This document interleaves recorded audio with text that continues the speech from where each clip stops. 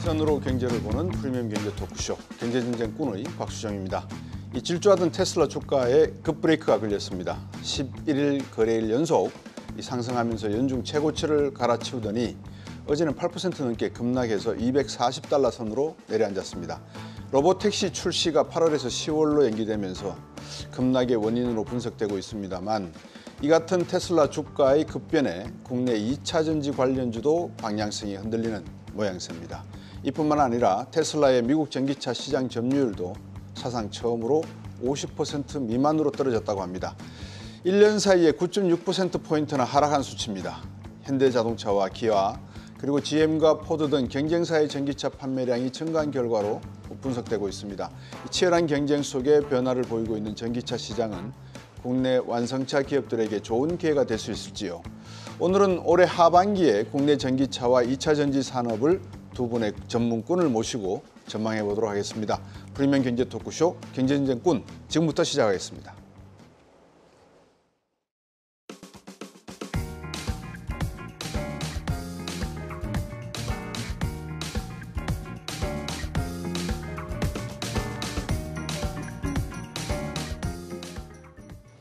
네, 지난 6월 25일 이후로 40% 넘게 상승했던 테슬라 주가가 단 하루 만에 8% 넘게 급락하고 말았다는 말씀 드렸습니다. 미국의 6월 CPI가 시장의 예상을 밑돌면서 금리 인하 기대감이 높아진 건 호재였지만 로보택시 출시 연기가 결정적인 악재로 작용한 것이 아닌가 생각이 됩니다. 이 채권왕으로 불리는 빌 그로스가 테슬라 주식을 밈 주식이라고 비판했던 것이 떠오르는 상황이죠. 테슬라 주가의 급변과 향후 전망에 대한 갑론을박 두 분께서는 현 상황을 어떻게 분석하고 계신지 먼저 이재일 연구원께 한번 여쭤보겠습니다. 어떻게 생각하십니까? 테슬라를 이제 얘기를 할 때 과거에는 이제 전기차 대표 회사라고 얘기를 했었는데 네. 최근 들어서 이제 전기차 회사가 아니라 자율주행차, 그러니까 로보택시 회사다 이렇게 얘기를 하시는 분들이 많습니다. 그러니까 뭐 AI가 워낙에 지금 산업 전체를 전반적으로 변화를 시키고 있다라다 보니까 네. 테슬라가 가지고 있는 AI 역량 그리고 로보택시의 가능성 이런 것들을 주가에 크게 더 반영을 많이 하고 있는 모양새인 것 같습니다. 네. 그래서 뭐 대표적으로 아크인베스트 같은 경우에도 테슬라의 미래 가치를 산정하는 데 있어서 각각의 포션들을 보게 되면은 전기차의 가치가 전체 시가총액에서 약 10% 정도를 차지할 걸로 이렇게 분석을 했고요. 네. 전체에서 약 90% 정도는 이제 로보택시의 가치가 될 거다 이렇게 지금 보고 있는 상황입니다. 그렇기 때문에 어제 이제 발표가 됐었던 로보택시 모델 발표 출시가 뭐 2개월 지연된다라는 게 상대적으로 주가에 크게 쇼크가 됐었던 게 결국에는 지금 테슬라는 전기차 판매나 아니면 단기 수익성 이런 것보다는 앞으로 로보택시의 가능성에 더 시장에서 포커스를 맞추고 있기 때문에 결국에는 그 부분이 주가를 지금 좌지우지하고 있다라고 보고 있고요. 8월에서 10월로 늦춰진 건 조금 아쉽긴 하지만 결국에는 10월 달에 공개가 됐었을 때 얼마나 설득력 있게 로보택시 서비스를 상용화시킬 수 있을 것인지 이 부분이 중요하다고 보고 있기 때문에 지금으로서는 일단 조금 더 지켜봐야 되는 상황 아닌가 이렇게 보고 있습니다. 네, 이한나 연구위원님. 네, 최근에 아무래도 2차 전지 섹터 같은 경우에는 테슬라 주가하고 많이 좀 연동되는 측면이 있습니다. 이제 그런 측면 때문에 뭐 이제 주가의 방향성이 좀 같이 가는 흐름들이 있기는 한데 사실 그 부분도 있는 것 같아요. 2차 전지 섹터 같은 경우에는 정말 뭔가의 모멘텀이 굉장히 중요한 시점이었습니다. 뭐 아시다시피 최근에 전기차 중심으로 해서도 뭐 캐즘이다 뭐다 하면서 지금 수요가 좀 슬로해지는 둔화되는 이런 측면이 있었기 때문에 우리나라 배터리 기업들도 2023년까지 굉장히 수익성 좋은 이런 흐름들 그리고 수주 모멘텀이 굉장히 강했던 흐름들에서 지금 대부분은 좀 Q그로스가 좀 낮아지는 측면으로 가고 있어요. 거기에 있어서 사실은 우리가 제일 첫 번째 모멘텀으로 기대를 했었던 부분은 8월에 있을 이제 테슬라의 자율주행 로보택시 관련된 이야기였었는데 이 첫 번째 모멘텀이 조금 지연이 되다 보니까 아무래도 2차 전지 쪽에서도 지금까지도 이제 계속 주가적인 측면은 많이 눌려 있었던 측면이 있었음에도 불구하고 변동성을 더 가져오는 이런 흐름으로 갈 수밖에 없었다라고 보여지고 있습니다. 네, 방금 말씀하셨으니까 로보택시는 전기 자동차가 아닌가요? 일반 내연기관 자동차인가요? 아니죠. AI 중심으로 이제 자율주행 중심에서 조금 더 나아가서 로보택시 같은 경우에는 아무래도 배터리를 집어넣어서 전체적인 우리 시스템을 좌지우지하는 이런 흐름으로 가고 있기 때문에 네. 사실 2차 전지 섹터에서 로보택시를 굉장히 중요하게 생각하는 부분은 뭐냐면요. 뭐 전체적인 흐름으로 봤을 땐 사실 자율주행 쪽이나 AI 쪽이 더 부각이 될 수도 있음에도 불구하고 이 모든 시스템을 작동하는 데 있어서 배터리의 용량, 조금 더 용량이 커질 것인가 아니면은 저렴한 배터리로 정말 이제 넓게 확장을 시킬 것인가 이런 부분들에 대한 이제 앞으로 이제 저가형 배터리와 아니면 오히려 고프리미엄의 하이니켈 배터리 이쪽으로 방향성이 어떻게 나눠질 거에 대한 기로에 서 있는 게 어찌 보면은 로보택시다라고 보고 있습니다. 방금 말씀 주셨지만 결국 테슬라가 이번에 이 주가가 떨어진 내용에는 캐즘이라고 하는 내용도 있다는 말씀을 주셨거든요. 2차 전지 섹터에서 볼 때는 오히려 중요한 전환기, 변곡점에 지금 와 있는 거다. 말씀하신 대로 리튬 인산철의 저가 배터리로 이거를 가져갈 것이냐 아니면 MNC라고 하는 또 다른 상당히 고가의 품질이 좋은 쪽으로 가져가야지만 배터리상에서 문제가 없어야지만 결국 AI가 들어가든 로봇 택시의 어떤 원활한 운영이 가능하지 않겠는가라고 생각이 한다면 2차 전지가 지금 중요한 기로에 서 있다 이렇게 평가할 수도 있겠네요. 네, 아무래도 테슬라는 전 지역에서 뭐 중국, 유럽, 미국 전체적으로 점유율을 가장 크게 끌고 가는 그쵸. 전기차 기업입니다. 네. 그리고 이제 아무래도 전기차 쪽에서 우리가 수요가 뭐 캐즘 얘기도 나오고는 있지만 결국엔 다시 한번 전기차 쪽의 수요가 확대되기 위해서는 어떤 측면이 있느냐? 테슬라를 바라볼 때 전기차여서 과연 수요가 늘어났냐는 측면인 거죠. 결국에는 대부분의 점유율을 테슬라가 끌고 갈 수 있었던 부분은 아무래도 자동차 연구위원이 훨씬 더 잘 알겠지만 제 생각에는 이제 소프트웨어 측면에 있어서 많은 흥미거리를 좀 제공을 한 측면이 있다라고 보여지고 있습니다. 네. 이제 이렇기 때문에 결국에는 이 테슬라가 가지고 올 수 있는 이런 부분들 여기에서 또 한 번의 확장성을 가져올 수 있는 부분들이 굉장히 중요하고 그래서 이제 결국에는 그 다음에 보여줄 수 있는 버전이 로보택시였던 거였죠. 네. 그렇다 보니까 그쪽에서 어떻게 배터리로 갈 수 있을지는 아직도 정해진 건 아무것도 없습니다. 다만 저희 쪽에서 생각할 수 있는 부분은 아무래도 다양한 시스템들, 자율주행까지 얽혀 있는 부분들이 계속적으로 업데이트가 된다면 더 많은 큰 용량의 배터리가 필요할 것이고 그렇다면은 과연 지금에 있을 LFP 용량으로 이 모든 시스템이 구동이 될 수가 있느냐라는 측면으로 갈 수 있는 것 같습니다. 그래서 이거는 굉장히 갑론을박이 있긴 있겠지만 제 생각에는 자율주행이 좀 더 업그레이드되고 극대화되면 될수록 결국에는 배터리 용량이 큰 쪽에 더 집중을 할 수밖에 없지 않겠느냐 좀 이런 측면으로 바라보고는 있습니다. 네, 배터리가 어쨌든 상당히 미래에는 중요한 산업인 것은 분명한 것 같은데 앞에서 또 하나의 중요한 이슈가 나왔습니다. 뭐냐면 시장 점유율이 50% 미만 떨어졌다. 49.7%가 나온 걸로 알고 있고 전년 대비로 하면 한 9.6% 떨어졌다 이렇게 나오는데 여기에는 아마 다른 GM도 있고 포드도 있고 현대기아차도 있고 많은 전기차 회사들이 나온 것이 하나의 원인이 되지 않는가 이런 이야기도 있습니다. 이재일 연구위원님 어떻게 보십니까? 지금 전기차 시장의 흐름을 보게 되면은 뭐 말씀하신 것처럼 테슬라의 독주 체제였었죠. 네. 특히나 미국 시장 같은 경우는 거의 테슬라의 안방이라고 할 수 있을 정도로 테슬라 모델 판매가 많았었는데 네. 환경 규제가 강화되면서 말씀하신 GM이나 포드, 폭스바겐, 현대기아차 거기에 대해서 이제 중국 메이커들까지 전기차 모델들을 막 출시를 하다 보니까 테슬라의 점유율은 계속해서 좀 내려갈 수밖에 없는 그런 흐름이 나타나고 있습니다. 그리고 테슬라의 모델 출시 일정들을 보게 되면은 모델 Y까지는 그래도 좀 부침이 있었지만 순조롭게 나왔었지만 이젠 사이버트럭 이후로는 사실 모델들이 아주 순조롭게 생산이 되고 있지는 못하거든요. 지금 네. 생산 쪽에서의 병목도 걸려 있는 상황이고 뭐 여러 가지 이슈가 있기 때문에 판매량이 오히려 전년 대비해서 감소하는 이런 모습이 나타나면서 점유율을 잃어가고 있는 상황이기는 합니다. 근데 전체적으로 봤었을 때 시장이 테슬라뿐만 아니라 다른 메이커들도 지금 상당히 좀 혼란기를 겪고 있는 것 같습니다. 올해 들어와서는 뭐 현대기아차뿐만 아니라 다른 메이커들도 하이브리드를 포함해서 여러 가지로 파워트레인을 좀 다변화하려는 모습이 나타나고 있어요. 그러니까 전기차만으로 지금 시장 수요를 다 이제 가져오기에는 네. 아직까지는 소비자 호응도나 아니면 전기차 인프라나 이런 것들이 좀 부족한 측면이 있기 때문에 PHEV나 HEV 같은 어떤 중간 다리할 수 있는 브릿지 기술들을 통해 가지고 요 간격을 좀 메꾸려고 하는 시도들이 나타나고 있고요.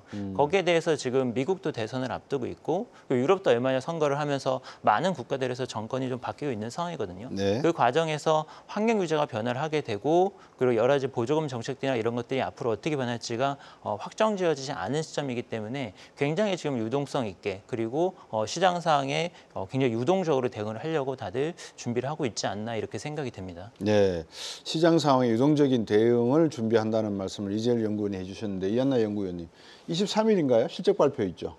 네. 그죠? 아마 실적 발표가 있는데 지금 저희들이 말씀을 나눴습니다만 전기자동차와 로보택시 간의 어떤 역할, 기능, 거기다가 배터리의 중간자적인 어떤 기능 이런 모든 것을 다 고려해 보면 지금 현재 증시에서 나타나고 있는 현상들은 동시다발적이 아니라 끊어지면서 나타나고 있거든요.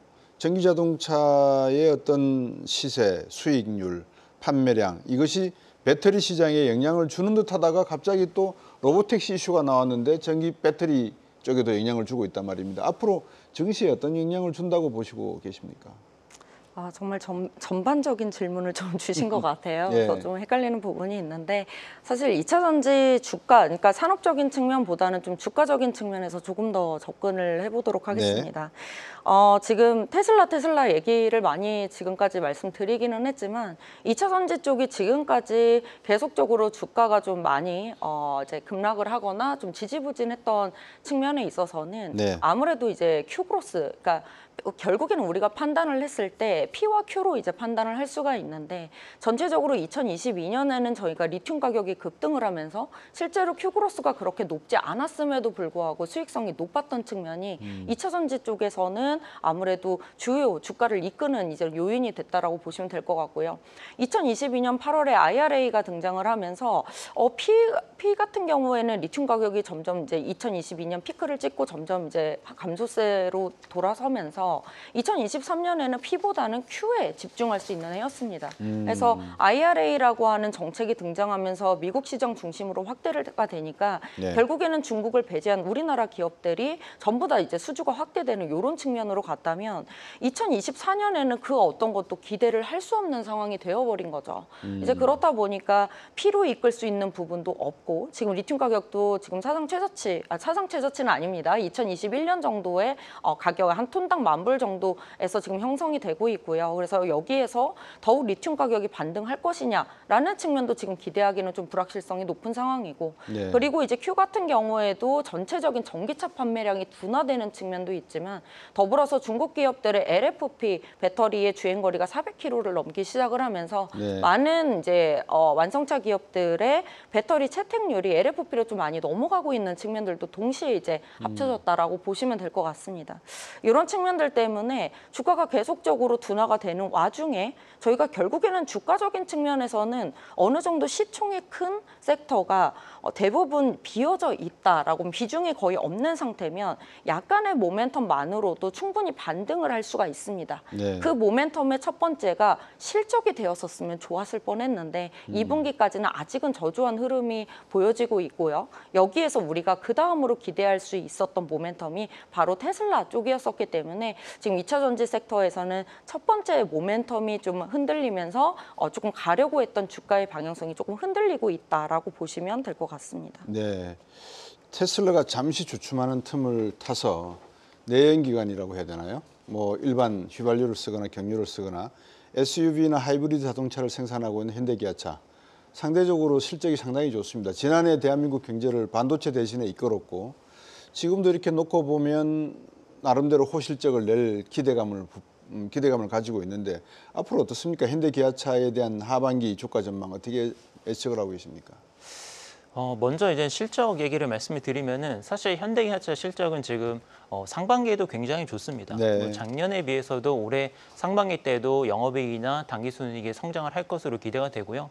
올해 연간으로 봤을 때에도 작년 대비해서도 현대기아차 모두 성장을 하면서 사상 최대 연간 실적을 다시 한번 갱신을 하지 않을까 이렇게 좀 생각을 하고 있습니다. 그래서 실적 모멘텀 자체는 굉장히 좋다 이렇게 좀 평가를 할 수 있고 네. 다만 이제는 주가가 실적이 좋음에도 불구하고 주가는 사실 그거를 못 따라갔었던 게 사실이거든요. 작년 같은 경우에도 이런 피크아웃 논란들 그리고 앞으로 이제 이제 실적이 결국에는 꺾일 수밖에 없을 것이다. 내지는 전기차 시대로의 전환이 왔었을 때 현대기아차처럼 내연기관차 중심의 포트폴리오를 가지고 있는 회사는 궁극적으로는 이제는 지금의 수익성 유지 못할 거다. 좀 이런 논란들이 주가의 발목을 잡았었던 것 같습니다. 근데 제가 봤을 때는 올해 상황은 작년보다 훨씬 더 좋다라고 생각을 하는 게 일단 환경 규제가 조금 더 완화적으로 변화가 되고 있고요. 네. 그러니까 작년에는 이제 규제 일변도로 가면서 전기차로의 어떤 푸시가 굉장히 압력이 강했었는데 여기에서 이제 각국 정부들이 보니까 중국산 전기차들이 싼 가격에 막 들어오고 그리고 자국 내에서 일자리도 소멸하고 이런 문제들이 발생하기 때문에 아무래도 좀 한 발 물러서고 있는 것들이 지금 많이 감지가 되고 있습니다. 미국에서도 환경 규제를 조금 한 발 물러섰고 그리고 유럽에서 똑같은 움직임이 나타날 거기 때문에 결국에는 기존 완성차들 입장에서는 어떤 규제 리스크에서 많이 벗어나는 시점이 될 거기 때문에 밸류에이션의 상단을 열어주는 이런 이벤트들이 올해는 있을 거다라고 이제 생각을 하고 있습니다. 그래서 밸류에이션 측면에서 좀 긍정적으로 바라보고 있고요. 다만 이제 업황을 봤었을 때 상반기랑 하반기를 봤었을 때 하반기에 조금 더 불확실성이 있는 건 사실입니다. 특히나 이제 미국 시장에서의 불확실성이 있는데 올해 상반기 때 사실 미국 신차 가격이 전년비 빠질 거라고 생각을 했는데 예상보다 굉장히 1분기까지는 견조한 모습이 나타났습니다. 그래서 네. 거의 뭐 신차 가격이 안 빠지다가 2분기 들어오면서 지금 신차 가격이 조금 많이 빠지기 시작을 했고요. 그리고 올해 하반기 들어서면서부터 미국 시장이 약간 약세로 좀 들어설 가능성이 있기 때문에 이 부분은 약간 좀 불확실성이 있다라고 보고 있습니다. 그래서 미국 시장은 아무래도 좀 피크 아웃에 들어가는 단계가 좀 보이기 시작을 한 것 같고요. 현대기아차는 이제 선진국뿐만 아니라 이제 인도나 인도네시아 같은 이머전 시장을 중심으로 해서 다시 한번 성장 플랜들을 짜고 있기 때문에 낮은 밸류에이션 플러스 새로운 성장 전략을 통해서 좀 주가 돌파구를 마련하지 않을까 이렇게 생각을 합니다. 네. 러시아에 있던 공장을 철수를 할 수밖에 없는 상황이었거나 아니면은 중국에 있던 공장을 철수해야 되는 그런 시련을 겪었던 현대기아차지만 최근에 인도에서 법인을 새롭게 상장을 하기도 하고 나름대로 공격적인 전략을 해나가고 있는 모습이 미래에 대한 도전에 정면으로 부딪히고 있다는 측면은 긍정적인 평가가 받는 것 같습니다. 한번 이한나 연구위원께 다시 한번 왜냐하면 많은 시청자분들 가운데서 지금 배터리 부분에 투자하신 분들이 많이 계실 걸로 저는 생각이 들거든요. 근데 배터리 부분을 놓고 보면 LG에너지솔루션이 2분기 실적이 1963억 원 정도 나온다. 이게 전년 동기 대비 57.6% 감소한 규모다. 자, 그러면 삼성 SDI나 SK온도 실적 악화가 불가피할 건데 과연 하반기에는 실적이 반등할 것인가? 아니면 하반기에도 이런 실적의 모습을 보일 것인가? 어떻게 보고 계십니까? 우선 실적적인 부분을 말씀을 드려볼게요. LG에너지솔루션 지금 1960억 정도의 이제 네. 영업이익을 기록을 하긴 했는데 여기에서 AMPC가 차지하는 비중이 가장 크긴 했습니다. 그래서 AMPC가 거의 4,400억 정도가 반영이 된 거라고 생각을 하면 네. 그 부분을 제외를 하면은 적자 폭이 컸다라고 보시면 될 것 같아요. 우리가 여기에서 과연 하반기에 좀 살아날 수 있을까라는 측면을 봤을 때 저는 2분기 실적 아무래도 뭐 7월 25일 날 저희 실적 컨퍼런스 콜이 있기는 하겠지만 네. 제가 생각했을 때 최근에 전체적인 데이터로 봤을 때 2분기 실적에 미국 시장만의 LG에너지솔루션의 긍정적인 부분들이 조금 보이고 있었습니다. 그렇기 때문에 저는 다소 특정 이제 기업들마다 조금 다르긴 하겠지만 결국에는 주도주로 가야 되는 LG에너지솔루션 중심으로 봤을 때는 하반기에 기대감이 조금 있는 측면이고요. 그거를 조금 자세히 설명을 드리면은 LG에너지솔루션 2분기 지금 전체적으로는 굉장히 저조했습니다. 네. 테슬라 지금 이재일 연구위원도 말씀을 하셨지만 미국 쪽에서 뭐 하반기에 피크아웃도 있을 수 있을 것 같고 결국에는 현대기아차 쪽에 대한 기대감이 조금 더 높은 상황인데 네. 2차 전지 LG에너지솔루션만의 테슬라의 일부 이슈들이 조금 있습니다. 어떤 측면이 있냐면 결국엔 미국 시장이에요. 우리가 중국에서 이제 배터리 공급을 하겠지만 유럽 향으로 나가는 테슬라 쪽보다는 결국에는 미국 향으로 나가는 테슬라 쪽에 우리는 많이 이제 기대감을 걸고 있는데 네. 대부분은 모델 3 쪽의 퍼포먼스부터 롱레인지 일부는 파나소닉이 대부분 공급을 합니다. 그래서 전체적인 모델 3의 미국 내 배터리 비중은 파나소닉이 많이 이끌고 간다라고 보시면 돼요. 그런데 최근에 어떤 흐름이 있냐면 일본 전기차 쪽에서 이제 미국 쪽에서 전기차 확대를 좀 시키면서 파나소닉 쪽의 배터리 공급을 조금 요구를 하고 있는 상황입니다. 네. 그래서 모델 Y 위주로 갔던 LG에너지솔루션의 소형 원통형의 이제 큐크로스가 지금 모델 3도 파나소닉의 이전 물량들이 조금 소폭 생기고 있다라는 측면은 전기차 전체적인 판매량하고는 조금 다르게 큐그로스를 미국 쪽에서 가져올 수 있는 테슬라향으로 가져올 수 있는 이런 시그널이 조금 되어준다라고 보고 있고요. 이게 2분기 때부터 시작이 되었기 때문에 이건 장기적으로 조금 이전 물량을 기대를 할 수 있는 부분이 있는 것 같습니다. 그리고 이제는 GM 쪽이에요. 결국에는 크게 보면은 메인 고객사로 우리가 테슬라 그리고 GM을 LG 에너지 솔루션에서 볼 수가 있는데 네. GM 쪽 같은 경우에는 우선은 이코녹스라고 하는 1LT짜리 저가형 트림 이제 35,000불짜리로 4분기 때 출시가 되면 3분기 때부터는 배터리 공급이 본격적으로 진행이 된다라고 보시면 될 것 같습니다. 이 공급이 시작되지 않았음에도 불구하고 2분기 때 4,400억이라고 하는 AMPC가 들어왔다는 소리는 1, 2 공장 가동률이 굉장히 좋았다라는 좋았다. 소리입니다. 그래서 3분기 때는 이 부분이 조금 더 올라오면서 텍스 크레딧부터 시작해서 미국의 얼티엄 셀즈 가동률에 대한 기대감도 역시 있는 상황입니다. 네. LG 에너지 솔루션만 말씀드렸는데요. 간단하게 뭐 SDI나 뭐 이렇게 좀 SK 말씀을 온. 드리면요. SDI는 완전 다른 측면이 있죠. 프리미엄 EV 쪽으로 공급이 되다 보니까 아무래도 저가 차량 위주로 많이 판매되는 이번 시장에서는 큐그로스가 조금 둔화되는 측면을 보여줬습니다. 그래서 아마 유럽하고 미국 쪽에서 좀 EV 쪽은 실적에 대한 부분이 좀 우리 예상치보다는 낮을 가능성이 있다라고 보시면 될 것 같고요. 다만 배터리가 우리가 EV 쪽으로만 들어가는 건 아니죠. 그래서 네. 미국 쪽에서 최근에 중국 관세율이 조금 많이 올라오면서 이제 삼성 SDI의 ESS 쪽으로도 좀 많이 수주가 이루어지고 있는 상황입니다. 그래서 2분기 때는 EV보다는 SDI는 ESS 중심으로 실적이 조금 부각되는 흐름이 있을 것 같고요. 이거는 올해 하반기에 이어서 내년까지도 조금 이어질 수 있지 않을까 이렇게 기대를 해볼 수 있을 것 같습니다. 네, 전기차 배터리 분야만 하는 것이 아니라 삼성 SDI 같은 경우에는 전기 비축을 위한 그런 시스템도 강구를 하고 있다라는 말씀을 주셨는데 지금까지 저희들이 이야기 나눈 거는 셀 부분이지 않습니까? LG 에너지 솔루션이나 SDI나. 근데 이제 양극재 회사가 있단 말입니다. 양극재 회사 그럼 뭐 대표적으로 에코프로 BM, 포스코 퓨처셈 이런 회사들의 향후 전망은 어떻게 보고 계십니까? 네, 우선 양극재 기업 에코프로비엠, LNF, 포스코 퓨처엠 이렇게 보게 되면은 네.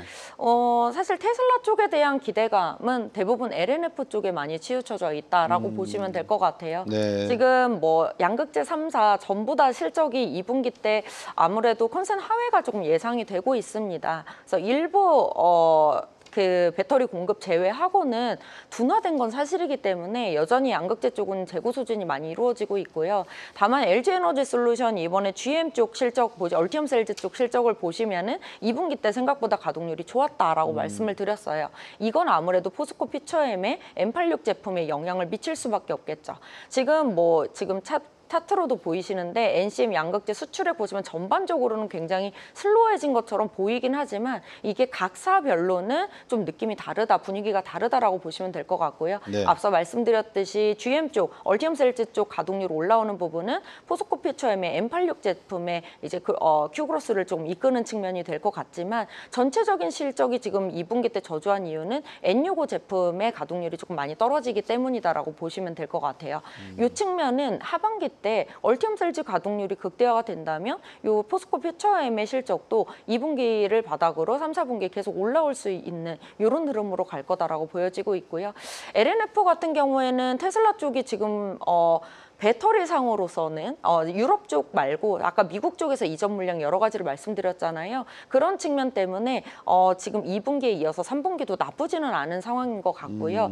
여기 SK 온 쪽 물량도 일부분은 지금 큐그로스가 좀 나와주고 있어요. 네. 이게 이제 전기차 쪽하고는 별개로 워낙 배터리 공급이 없었기 때문에 그게 일부만 들어와줘도 조금 호재로 작용을 한다라고 보시면 될 것 같고요. 거기에 이어서 저희 이제는 사이버트럭 쪽에 이제 케미칼 자체가 NCMA 90% 대부분 공급을 하고 있는데 지금 테슬라 쪽에서도 95% 케미칼로 지금 바꾸겠다라는 얘기를 하고 있어서 네. 요거 관련된 수주 기대감도 LNF는 좀 작용을 하고 있다라고 보시면 될 것 같습니다.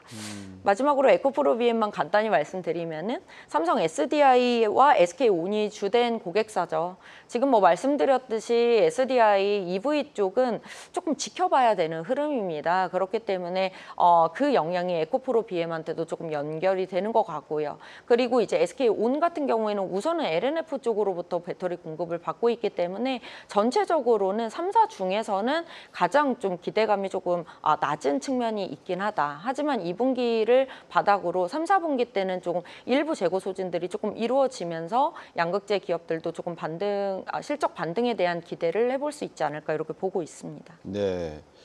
이한나 연구위원께서 말씀을 주신데 어쨌든 지금 증시 상황은 전기 자동차하고 배터리 부분의 격차, 캐즘으로 인해서 좀 순차적인 어떤 시장의 작용과 반작용이 일어날 가능성이 높은 것 같습니다. 그걸 놓고 우리나라 기업들도 상당히 고민을 할 수 있는 부분이 있는데 현대차 같은 경우는 앞에서도 말씀드렸습니다만 인도나 인도네시아에 새로운 공장을 짓겠다는 거고 LG 에너지 솔루션 같은 경우에는 나름대로 생산량 조절을 통해 가지고 공급의 어떤 양을 맞추겠다라는 의미인 것 같고 또 삼성 SDI는 방금 이한나 의원 지적해 주신 대로 ESS 쪽에다가 투자를 하겠다 이런 내용들이 나오는데 이런 전략들, 돌파 전략들 어떻게 평가하십니까? 이재열 연구위원께서는. 일단 뭐 현대기아차 쪽 전략을 말씀을 드리면은 선진 시장도 물론 굉장히 중요하긴 하지만 사실 선진 시장 못지않게 성장성 측면에서는 이머징, 그러니까 인도나 아세안 시장에서의 성장성이 더 큰 폭으로 나타날 가능성도 있습니다. 그리고 이 시장 같은 경우는 사실 뭐 GM이나 폭스바겐 같은 어떤 선진국 메이커들이 잘 진입하지 못하는 시장이기 때문에 사실 어떻게 보면 경제적으로 좀 해자가 있는 상태에서 시장에서 잘 진입하게 하면은 굉장히 독점적인 지위를 가져가면서 수익성을 올릴 수 있는 이런 특징들을 가지고 있다라고 볼 수 있습니다. 과거에 현대차가 뭐 러시아 시장에서 잘 나갔을 때에도 거의 시장에서 합산 점유율이 25% 가까이 되면서 1위를 점할 정도로 점유율이 높았었고요. 인도 시장 같은 경우도 지금 현대차, 기아차의 합산 점유율이 한 25% 정도 됩니다. 그러니까 결국에는 어떤 시장에 들어가서 사실 미국 시장 같은 경우도 10% 내외 정도 나오고 있기 때문에 선진국에서 두 자릿수 점유율을 가져가기가 굉장히 힘든데 아세안이나 이런 지역에서 잘하면은 20% 이상 시장 점유율 1위로 등극하는 것도 뭐 어렵지 않은 시장이다라고 볼 수 있죠. 이런 측면에서 이 시장들을 선제적으로 공략을 함으로써 성장 동력을 신규적으로 확보하는 것, 이게 지금 굉장히 중요한 과제 중 하나라고 볼 수 있습니다. 아세안 시장 같은 경우에도 구매력은 아직은 좀 떨어지기는 하지만 전기차에 대한 어떤 관심도나 아니면 정부의 지원 정책 같은 경우에는 선진국 못지않게 굉장히 강력하게 펼쳐지고 있기 때문에 여기에 잘 호응을 해가지고 현재 생산 체제를 갖춰 나간다라고 하면은 현재 시장들을 선점할 수 있고 그리고 여기를 기점으로 해서 저가의 전기차를 수출할 수 있는 수출 기지로 또 만들어갈 수 있다는 측면에서 굉장히 전략적인 포석으로 중요하다라고 볼 수 있습니다. 여기에서 두 가지 축으로 가져가는 게 인도 시장 그리고 아세안에서는 이제 인도네시아 시장이라고 볼 수 있는데 현대차가 인도 시장에서는 뭐 IPO를 지금 추진하고 있을 정도로 현대기아차의 지배력이 굉장히 강한 시장이고 더군다나 인도 같은 경우는 중국하고 또 국경을 맞대고 있기 때문에 또 사이가 별로 안 좋습니다. 그렇기 때문에 중국 EV 업체들이 제한된 상태에서 인도 시장에서의 어떤 포텐셜을 100% 가져갈 수 있다는 점, 이게 굉장히 매력적으로 다가오고 인도네시아 같은 경우에는 니켈 생산량이 굉장히 풍부한 지역으로 잘 알려져 있죠. 그렇기 때문에 인도네시아에서 싼 가격으로 전기차를 생산을 함으로써 이걸 가지고서 아시안 시장을 전체적으로 다 공략을 할 수가 있는 이런 장점들을 가지고 있습니다. 그래서 현대기아차가 지금 가지고 있는 어떤 소형 SUV에서의 어떤 강점들 이런 것을 EV랑 결합을 시킴으로써 이 지역에서 굉장히 좀 성공적으로 안착을 할 수 있을 것으로 기대를 하고 있고요. 그리고 또 전기차라는 게 아무나 만들 수 있는 차는 아직은 아니거든요. 그래서 인도나 어떤 그 아세안 시장에서의 로컬 메이커들이 EV나 하이브리드 라인업을 안 가지고 있는 경우가 굉장히 많습니다. 그래서 이런 친환경차 라인업을 풀로 가져갈 수 있으면은 다른 메이커들은 또 기술적으로 차별화되는 포인트가 되기 때문에 결국에는 전체적인 시장 지배력도 가져가고 친환경차 선두주자 메이커로서의 이미지도 가져가고 또 중장기적인 성장성까지 이런 것들을 다 가져갈 수 있는 어떤 포석들을 지금 준비를 하고 있다라고 생각을 합니다. 네, 이재열 연구위원께서 자세히 말씀을 주셨는데 그 중에 하나가 또 이런 것도 가능할 것 같아요. 중저가 보급형 전기차를 많이 공급할 수 있는 부분. 그러니까 예를 들어 현대차 같은 경우에는 캐스퍼 일렉트릭 카를 지금 만들어내려고 하고 있고 그다음에 또 기아 자동차 같은 경우는 EV3의 같은 자동차 모델이 나온다고 하는데 대부분 가격이 한 3만 달러 미만인 것 같아요. 근데 저는 걱정이 되는 게 중국산 BYD가 이제 우리나라 시장에 들어오기 시작을 하면 과연 현대 기아차의 이런 전기차가 그런 캐즘을 극복할 수 있는 시간을 벌 수 있을까? 가격 경쟁력 측면에서 그래서 한번 현대기아차의 이런 정저가 보급형 기술력과 경쟁력 한번 설명 주시면 어떨까 싶습니다. 현대기아차의 가격 경쟁을 중국 업체랑 비교를 하면은 사실은 중국 업체랑 가격으로 경쟁을 하기가 굉장히 쉽지는 않습니다. 왜냐하면은 워낙에 대량 생산을 하고 있고 중국 정부나 어떤 정부 차원에서의 지원 정책도 굉장히 강력하게 받고 있는 상태이기 때문에 네. 가격을 가지고선 중국업체랑 승부를 보기는 쉽지는 않고요. 저희는 이제 가격 경쟁도 가져가면서 거기에 대해서 첨단 기술들을 접목시키는 네. 이런 준 프리미엄 전략으로 가는 게 맞다라고 생각을 합니다. 그렇기 때문에 100% 이제 가격으로 승부를 하려고 하면 안 되고요. 어떻게 보면 소프트웨어라든지 아니면 각종 현대차 가지고 있는 브랜드 이미지 그리고 어떤 서비스 품질 안전도 이런 것들을 가지고선 소비자들한테 소구를 함으로써 경쟁력을 벌려나갈 필요가 있다라고 생각을 하고 있습니다. 그래서 사실 이제 중국 업체들이 진출을 했었을 때 초기에 이제 진출하는 경우에 많이 어려움을 겪는 게 품질 보증에 대한 부분이 굉장히 어렵거든요. 현대기아차가 미국 시장에서 굉장히 점유율을 늘리게 되는 과정들을 보게 되면은 강력한 이제 워런티 정책들, 그러니까 품질에 문제가 생겼을 때 책임지고선 끝까지 그걸 케어해주고 그리고 비용이 아무리 발생한다 하더라도 소비자를 중심으로 이런 것들을 리콜이나 이런 것들을 진행하고 이런 부분들이 굉장히 많이 어필을 했었습니다. 그렇기 네. 때문에 중국 업체들이 지금 중국 로컬에서만 편하게 이제는 판매를 하다가 글로벌 시장에 나가고 있는데 이런 AS망이나 어떤 워런티 코스트 그리고 문제가 발생했을 때 그런 것들을 다 케어하는 부분들 이런 것들이 굉장히 난간이 발생할 가능성이 높다라고 보고 있어요. 네. 그렇기 때문에 단순히 싼 것만 가지고서는 시장을 가져갈 수는 없다. 그 이상으로 굉장히 촘촘한 전략들이 필요한데 그 경험에 있어서는 현대기아차가 압도적으로 위에 있지 않나 이렇게 생각을 합니다. 압도적인 위에 있다는 생각을 우리 이재일 연구원께서 주셨는데 저는 걱정이 그렇습니다. BYD나 지리가 우리나라에 들어오면 보통 우리나라 현대기아차가 한 3만 불 정도 중저가 전기차를 보급을 한다 그러면 BYD나 이쪽은 그보다 상당히 낮은 가격이 들어올 게 분명하다. 제가 지금 테무나 뭐 알리를 봐도 그런 것 같아요. 근데 이렇게 가격 경쟁력이 붙어버리면 결국은 비용이 제일 많이 드는 전기차에서 40%죠. 배터리 부분이. 그러면 배터리 경쟁이 결국은 핵심 경쟁이 될 것 같습니다. 이한나 연구위원께서 보시기에 중국의 배터리 기술, 우리나라의 배터리 기술, 중국의 부가가치성, 우리나라의 배터리의 부가가치성, 가격 경쟁력을 어떻게 향후에 발전시킬 것인지 아니면 문제화시킬 것인지 생각하고 계십니까? 우선 이미 이 부분에 대해서는 우리나라 2차 전지 기업들을 바라볼 때 미국에 많이 치우쳐져 있어요. 뭐 우리 국내로 BYD 쪽이 들어온다 뭐 이런 부분들이라든지 아니면은 이제 국내를 넘어서서 유럽 같은 경우에도 뭐 중국 관세율이 올라오게 되면은 그래도 우리나라 기업들이 유럽 쪽에서 마켓 포션을 뭐 좀 가져갈 수 있는 거 아니냐. 네. 이런 부분들에 대한 기대감도 그렇게 많지는 않습니다. 그 이유는 이미 국내에서는 국내 배터리 기업들이 가지고 있는 전체적인 배터리 비중 자체가 좀 낮은 편이고요. 네. 그리고 이제 유럽 같은 경우에도 유럽에 있는 자국내 배터리 기업을 굉장히 키우고 싶어서 중국 기업들이 이제 들어와서 배터리 공장을 지을 수 있도록 룸을 좀 많이 열어놓은 상태예요. 그렇기 때문에 유럽 쪽에서도 이미 CATL이나 뭐 몇몇 중국 기업들이 이미 배터리 공장이 확대가 되어 있는 상황입니다. 그래서 저희가 이제 결국에는 볼 때는 미국 마켓을 가장 주력으로 보는 측면이 있고요. 네. 거기에 동시에 요즘 떠오르고 있는 LG 에너지 솔루션 중심으로 해서 조금 떠오르고 있는 시장이 아까 앞서 말씀하셨던 그 인도네시아 쪽에 있는 현대차와의 합작 공장에서 나오는 그런 이제 큐그로스를 조금 기대를 하고 있는 상황입니다. BYD나 뭐 중국 기업들의 저가 공세에 대한 부분은 이미 시장에서 많이 인지를 하고 있고요.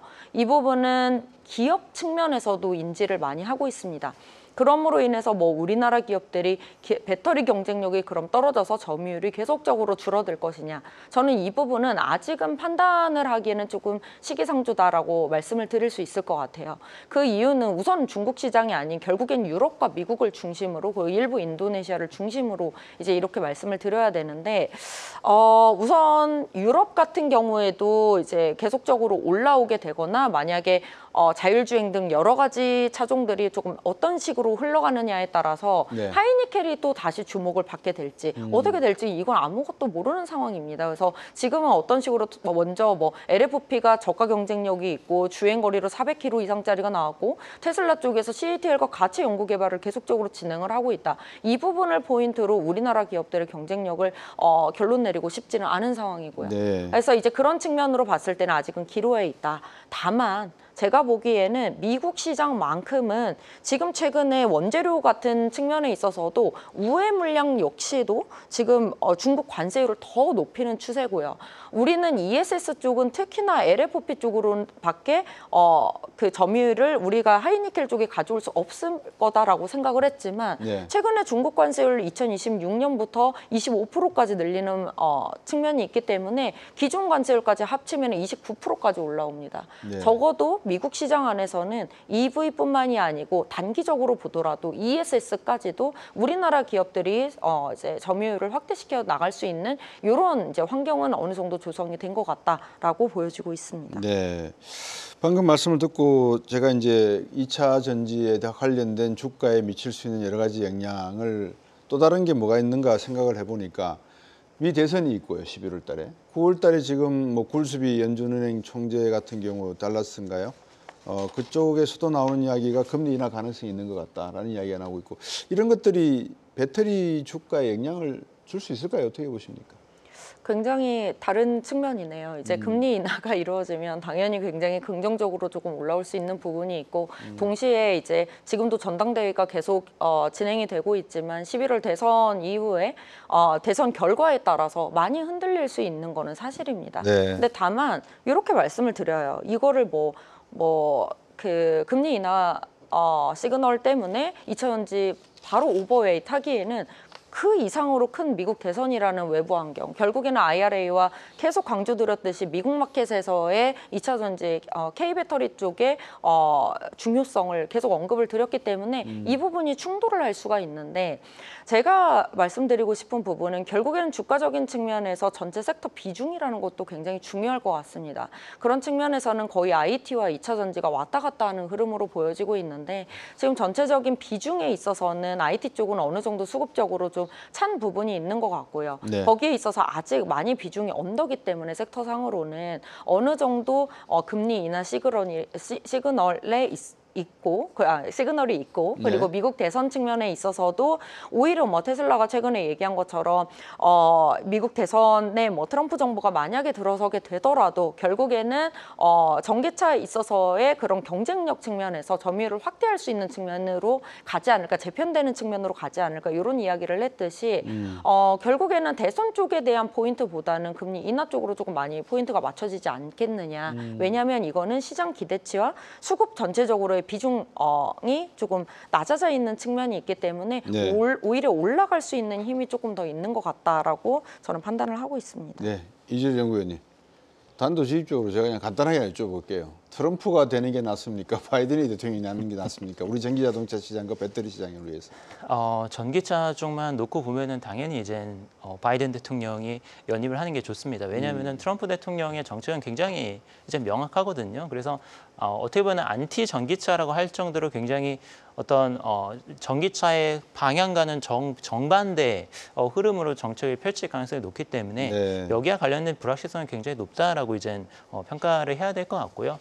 제가 보는 이제 하반기에 현대기아차에서 굉장히 중요한 시장은 저는 인도 시장이라고 보고 있고 네. 인도 IPO 시장에 좀 포커스를 맞추고 있는데 여기에 원인 중에 하나는 올해 하반기 때 미국 시장의 불확실성이 상당히 좀 커질 걸로 이제 예상이 됩니다.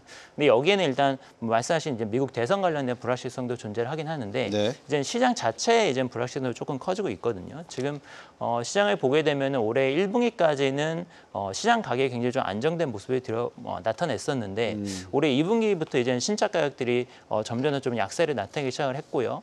올해 하반기로 되면 아니면 전체적인 시장 수요나 아니면 가격 지표들이 조금 상반기보다 더 악화되는 그림으로 갈 가능성이 좀 높을 것 같습니다. 네. 그리고 지금 미국에서의 어떤 자동차 할부 연체율을 보게 되면은 올해 들어와서 할부 연체율이 점점 더 좀 올라오고 있는 추세가 지금 나타나고 있습니다. 그래서 과거에 이제 코로나 이전에 피크를 찍었을 때 5%까지 피크를 찍었다가 한 3% 중후반까지 내려갔었거든요. 이제 안정화되면서. 근데 최근 들어서 계속 올라오면서 4% 중반대까지 올해 1분기 때 올라왔고 이런 추세가 계속해서 된다라고 하면은 지금 할부 연체율도 조금 올라가는 측면이 있기 때문에 하반기에는 좀 그쪽에서는 약간 불확실성이 있다라고 생각을 하고 있고요.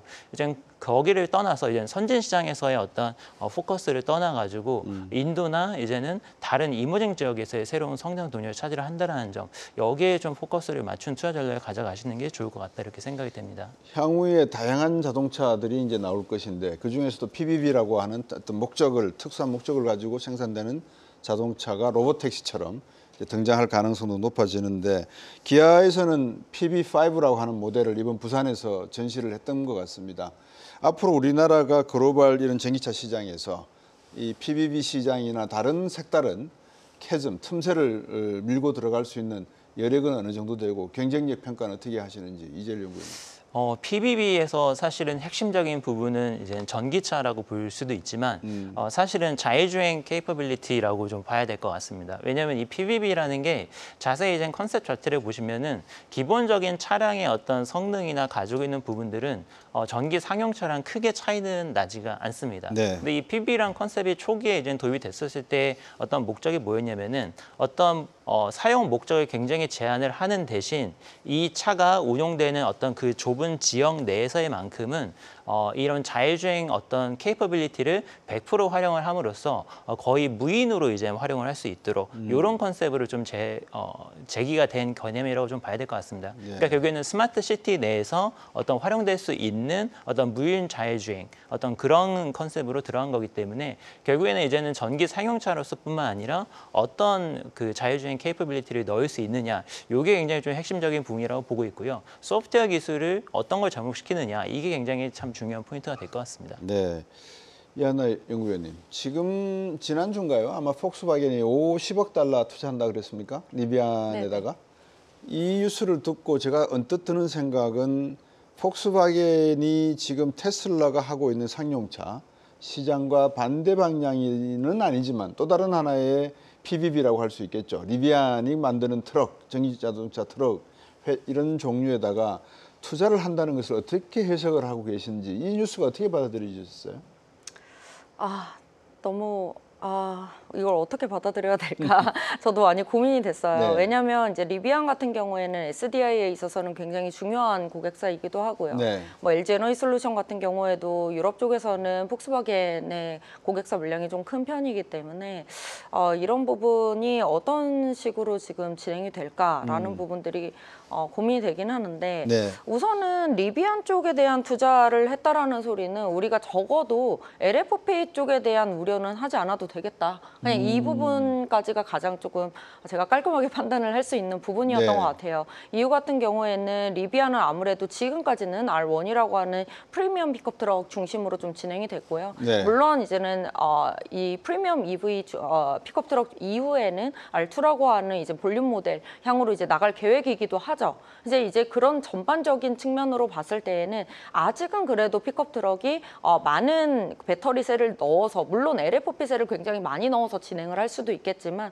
하이니켈이 주류가 될 수밖에 없고 지금 최근에 많은 OEM사들이 배터리 쪽을 채택을 할 때 시행착오를 워낙 많이 했다 보니까 네. 테슬라 쪽이 가고 있는 길을 조금 많이 따라가는 측면들이 있습니다. 근데 이제 리비안뿐만이 아니고 뭐 다른 픽업 트럭들도 뭐 내년 정도에는 출시가 많이 될 예정인데 그런 측면에 있어서는 지금 4680부터 시작한 다양한 이제는 하이니켈 위주의 폼팩터들이 주목을 받고 있는 상황이긴 합니다. 그래서 이런 측면에 있어서는 오히려 국내 기업들한테는 조금 유리한 측면으로 이 뉴스를 바라볼 수 있지 않나 저는 이렇게 바라보고는 있고요. 네. 다만 우려도 동시에 있었습니다. 이거는 제가 막 시장에 소통을 하듯이 얘기를 했을 땐 이 얘기를 조금 조심스럽게 말씀드리고는 있는데 리비안 쪽에서는 작년 하반기에 이런 얘기를 했습니다. 저희 R2만 이제 LFP 옵션에 대한 이야기를 할 줄 알았는데 네. R1 프리미엄 EV 같은 경우에도 LFP 옵션을 이제는 2026년부터 넣겠다라는 얘기를 하고 있어서 이게 과연 어떤 식으로 배터리 공급망을 진행을 시킬 건가? R1은 그래도 전적으로 SDI 위주였었는데 네. 이게 조금 분화될 것인지에 대한 여러 가지 좀 불확실성은 여전히 있는 상황이다라고 보고 있습니다. 결국은 그런 것 같아요. 지금 상반기에서 테슬라의 로봇택시 연기로 인해서 주가가 좀 출렁거리고 있지만 배터리 주식도 지금은 그렇게 뭐라 그럴까요? 활기찬 모습은 보이지 못하고 있거든요. 전기차가 전반적으로 조금 이렇게 바닥을 다진다 그럴까요? 진정하는 그런 국면을 보이고 있는데 어떻습니까? 앞으로 한 우리가 5년 또는 3년을 내다볼 때 전기차의 경쟁력과 내연기관의 경쟁력 두 가지의 경쟁력은 어떻게 비중이 가져갈지 7대3으로 갈지 아니면 5대5로 갈지 거기에 따라서 배터리 시장도 상당한 영향을 받을 수 있을 것 같거든요. 이재열 연구위원님 어떻게 보고 계십니까? 상당히 예측을 하기 쉽지 않은 부분인 것 같습니다. 근데 앞으로 이제 미래를 봤을 때 결국에는 전기차로 대세가 가는 것에는 이제 변함이 없다라고 생각을 합니다. 네. 근데 다만 이제 조금 변경이 있었던 부분은 저희가 이제 전기차로 2035년도 시점이 되면은 선주 시장 같은 경우는 전체 판매의 약 3분의 2 정도가 전기차 보급으로 넘어가고 그러면서 내연기관차 같은 경우는 단종 수준으로 간다 이렇게 좀 예측을 했다라고 본다면은 네. 현재로서는 이제 전기차 100% 가면서 내연기관차 단종이 된다라기보다는 조금 더 곡선 자체가 조금 완만하게 그러면서 전기차와 그리고 그 중간 단계라고 볼 수 있는 하이브리드 기술이 좀 더 길게 시장에서의 어떤 중요한 파워트레인으로 자리에 계속해서 가져갈 거다 이렇게 보는 시각으로 좀 변화가 나타나고 있거든요. 네. 그래서 지금 하이브리드 같은 경우에도 지금 계속해서 점유율이 올라가고 있고 현대기아차도 하이브리드 판매 목표치를 2030년까지 지금 상향을 하고 있는 모습입니다. 그렇기 때문에 제가 봤을 때는 전기차가 굉장히 여전히 중요한 파워트레인이긴 하지만 하이브리드나 내연기관차의 중요성이 작년에 봤던 시각보다는 지금 훨씬 더 중요도가 점차 높아지고 있다라고 봐야 될 것 같습니다. 네.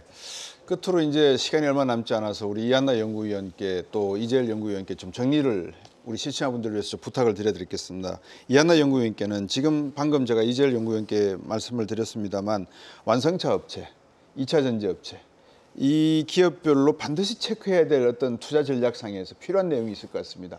어떤 내용들을 우리가 투자 전략 삼아서 체크를 해야 되는지 한번 정리 요약을 해주시면 감사하겠고요. 이재열 연구위원께는 이 전기차와 2차 수시에 있어서 반드시 염두에 둬야 될 걸 이한나 연구위원께서 말씀을 주시면 그 부분에 대한 생각이 같으신지 틀리신지 완성차와 함께 한번 정리를 해주시면 어떨까 싶습니다. 이한나 연구위원님.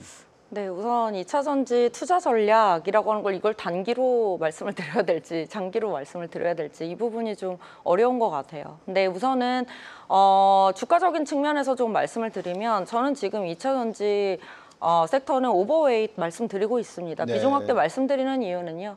가장 큰 부분은 우선 첫 번째로 2차 전지 3사만의 큐그로스에 대한 신호가 기업별로 차별화는 있지만 분명히 나오고 있다는 측면입니다. 제가 항상 이 말씀 드리거든요. P와 Q를 중심으로 뭐 하나는 포인트를 가져가야 되는데 뭘로 바라볼 것이냐. 결국에는 프라이스 측면에 있어서는 내년까지 봤을 때 지금 대부분 저가 차량이 대부분 메인으로 수요가 진행이 되고 있고 그리고 내년까지 봤을 때에도 지금 탄산리튬 생산량이 수요 대비 이제 공급이 한 2배 정도 있기 때문에 전체적인 ASP는 조금 하향 안정화가 될 수밖에 없다라고 보고 있습니다. 이런 측면에서 우리는 2차 전지 국내 2차 전지 2차 전지 쪽에서 Q를 뭐 어떤 걸로 가져올 수 있느냐. 네. 전기차 판매량을 추정하는 거야말로 전망하는 거야말로 굉장히 불확실성이 2차 전지 쪽에선 큽니다. 중국 쪽도 있기 때문에. 그래서 이렇게 봤을 때에는 그 이슈와는 조금 별개로 어떤 큐그로스를 잇느냐. 가장 큰 부분은 저는 파나소닉 이전 물량 미국 쪽에서 좀 계속 살펴보자라고 말씀드리고 있어요. 이렇게 된다면 결국에는 LG 에너지 솔루션의 소형 원통형 부분이라든지 뭐 나머지 GM 쪽도 볼 수는 있겠지만 소형 원통형 부분이 앞으로 얼마나 그로스가 나올 수 있는 건지 이걸 유럽과 미국을 좀 나누어서 판단을 하실 필요가 있지 않을까 조금 이렇게 살펴보고 있고요. 네. 그리고 이제 두 번째로 제가 비중 확대 말씀드리는 부분은 사실은 뭐 트럼프 정부가 들어선다 이런 부분들 11월에 굉장히 노이즈가 있을 수는 있겠지만 저희 내년에는 픽업 트럭부터 사이버 트럭을 필두로 한 픽업 트럭부터 모델 Y 주니퍼까지 기대감이 조금 있는 상황입니다. 그런 상황 속에서 지금 파나소닉이 조금 배터리 공급을 지연시키는 흐름이 4680 쪽에서 보여지고 있기 때문에 테슬라 쪽에서도 LG 에너지 솔루션을 많이 지금 필요로 하는 상황으로 알고 있습니다. 그래서 그런 노이즈임에도 불구하고 우리는 다양한 새로운 신규 수요에 대한 수주 모멘텀이 기대가 되는 상황이다라는 측면에서 오버웨이 말씀드리고 있습니다. 네, 이재열 연구위원님. 저는 이제 지금 자동차 산업에서의 화두는 유연성이다라고 생각을 합니다. 네. 그러니까 미국 시장에서 굉장히 불확실성, 유럽 시장에서 불확실성이 커지고 있기 때문에 이게 앞으로 어떻게 될 거다라고 아주 확정적으로 얘기를 해서 전략을 짜기보다는 여기에선 굉장히 유연하게 하이브리드, 전기차, PHEV, 수소차 다 열려둔 전략으로 지금 가는 게 좋다라고 보고 있고요. 네. 여기뿐만 아니라 확정적인 어떤 대안이 필요하다. 그러니까 선진 시장에서의 불확실성이 커진다라고 하면은 이머징 시장에서의 어떤 확실한 역량이 가지고 있는 게 굉장히 또 백업이 될 수 있거든요. 그렇기 때문에 저는 인도나 아세안 시장에서의 어떤 점유율 확대 전략, 그러니까 선진 시장만 바라보지는 않는다. 미국 시장만 바라보지 않고 다른 지역까지 같이 아울러서 보는 게 굉장히 중요한 포인트가 될 것 같습니다. 네, 오늘도 귀한 말씀 나눠주신 두 분께 진심으로 감사드리겠습니다. 감사합니다. 예, 시청자 여러분, AI가 나오면서 올해는 AI가 버블이 끼었다는 이야기를 많이 나누었습니다. 전기차 배터리 한때 지난해에는 상당한 광풍을 일으켰던 부분입니다. 이제 조금 안정을 찾으면서 시장이 전기차 분야에 올해 하반기 내에서도 조금은 안정된 모습 속에서 배터리의 향방이 나오지 않을까 싶습니다. 투자 전략 차원에서 조금 더 보수적이고 진정된 측면에서 배터리 시장을 바라보는 것도 크게 나쁘지 않을 것 같습니다. 저희는 다음 주 금요일 5시 30분에 찾아뵙도록 하겠습니다. 시청해주신 여러분 감사합니다.